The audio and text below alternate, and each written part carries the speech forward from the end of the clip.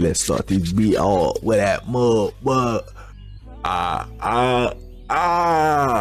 Yeah, sure. You already know who it is. It is the in the building. Ooh, we need to address the elephant in the room. Forspoken. This game is a prime example of either you love it or you hate it. It's a shining star covered in feces. Combat and visuals are great, but has a problem running at a steady frame rate during cutscenes. Using story pacing and worthy characters. Forspoken took me a grand total of 2 days, 10 hours of gameplay to complete. That is with minimal side activities being completed. With all that being said, let's talk about it. You are Frey, the 21-year-old orphan from New York. Her struggles causes her to do anything to make ends meet. She owes money to a group of hoodlums. After a botched robbery, they chase Frey through New York. She escapes. Later that night, the gang finds her home and lights it on fire. She starts contemplating life and spots a golden van brace in an abandoned shop, picks it up, gets pulled into Athia. While exploring Janoon Castle, Frey and the player gets introduced into Cuff. Athia is being infected by miasma after a huge war. Cuff unlocks dormant powers embedded into Frey, and they are tasked to take down all-powerful beings called Tantas. Let's get into the characters you'll be spending the next 10+ hours of your life with. Hold on.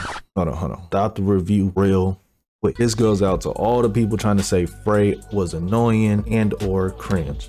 Bitch, you haven't had an interaction with any human in years. All comedic heroes in gaming, movies, and televisions have been cringy as hell. Starting to think it's another reason y'all don't like. All right, we good?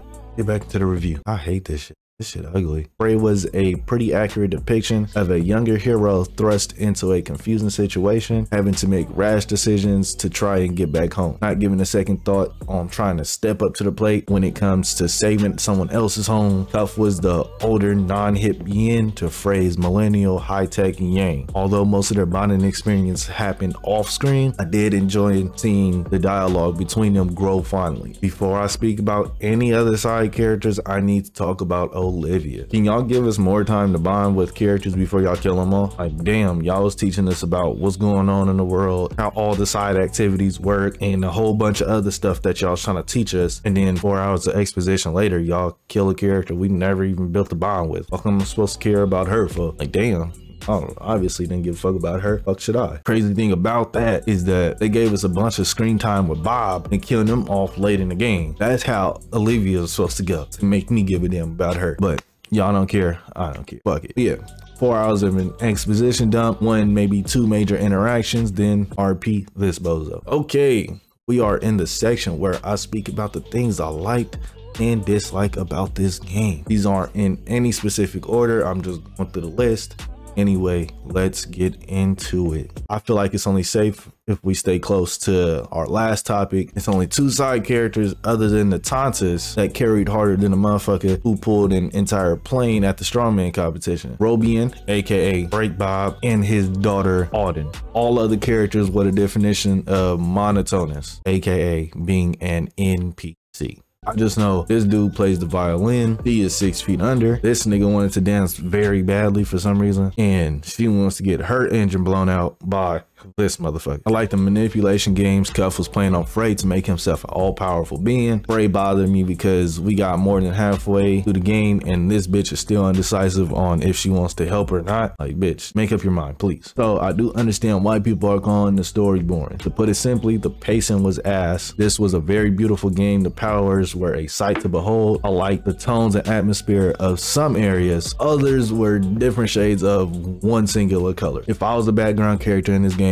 I wouldn't tolerate the level of disrespect they put them through, having to run at 15 frames per second while a fucking cutscene commenced. Frey's motivation to take out Tanta Sela felt forced. The bitch had no emotion when Olivia died, but wanted to get vengeance. Okay, like, bitch is crazy. The abundance of support abilities were great and almost even more useful than the main offensive abilities. Speaking of the offensive abilities, there were a total of 12 abilities, 3 per element, compared to the 5+ support abilities per element. And the offense abilities had one extremely powerful move compared to the other 2 in its element. The open world was mainly a fighting ground to help level up unlock gear, and get character upgrades. The game became slightly unresponsive when there was a lot going on screen. Why was this nigga hating so much? We are midway through the game. All of the citizens of Sepal trust Frey, and he's still being a weirdo. From the wise man himself. And I started thinking to myself, man, what did he do to make them niggas that mad? The game freezes between dialogue with the main side characters and when quests are being finished or started. There's like a 5-second delay. And I know damn well y'all didn't give us a second ending and not show us how the world of Athia ended up after Frey left. And this bitch still be in the same position she was before she got there. Goodbye, Alfred. I will always love you. It's none of my business. It's none of my business. What would have happened if that bitch stayed selfish and said, yeah, nah, I'm cool.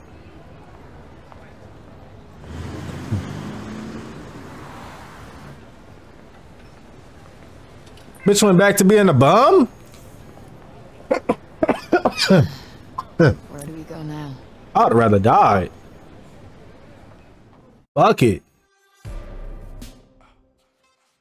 That was a very unsatisfying ending right there. That shit was the ass. That second ending was butt. I ain't gonna lie. They made that shit garbage for no reason. Bitch went back. Wow, she did all that shit. All killing everybody just to become a bum again. Found out who her mama was and said, you know what?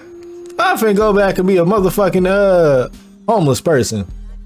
Bitch, oh my god. He had a whole character redemption arc for nothing. Forspoken is one of the titles that is hit or miss depending on what you are willing to tolerate to try and have fun. Due to random pauses when conversing with NPCs and a couple other scenarios, the very sluggish and exposition heavy start, the dialogue is a big turnoff for most people. Most side characters are forgettable, suffering frame rate, and lastly, the hub world and open landscape are pretty hollow. With most of the positive feedback going towards the combat and visuals, my honest opinion, this is a game you should either wait for it to go on sale or simply skip it altogether. Let me know if you'll be picking up Forspoken to be skipping or waiting for it to go on sale. If you have played the demo or currently have it, let me know your thoughts. All that out the way, I just want to thank you for fucking with me. Make sure that you hit that like button, subscribe, because I do have more content on the way. Turn on them post notifications to stay informed on future videos. Here is your second reminder. Leave a like. My name is DubloH.